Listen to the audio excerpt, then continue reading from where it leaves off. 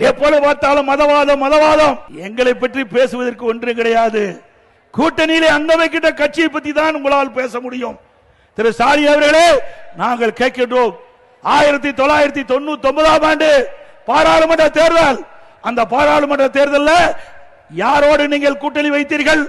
திமுக பாரதிய ஜனதா கூட்டணி அமைக்கப்பட்டு வெற்றி பெற்று மத்தியிலே மரியாதைக்குரிய மறைந்த வாஜ்பாய் தலைமையிலே ஆட்சி நடைபெற்றுக் கொண்டிருக்கிறது. அந்த மத்திய அமைச்சரவையிலே திமுக கட்சி சேர்ந்த முரசொலி மாறன் அவர்கள் அமைச்சராக வீற்றிருந்தார். அவர் நோய்வாய்ப்பட்டு ஓராண்டு மருத்துவமனையிலே சிகிச்சை பெற்று வந்தார். இலாக்கா இல்லாத மந்திரியாக பாரதிய ஜனதா அரசாங்கம் வைத்துக் கொண்டிருந்தது. அப்பெல்லாம் பாரதிய ஜனதா கட்சி நல்ல கட்சி.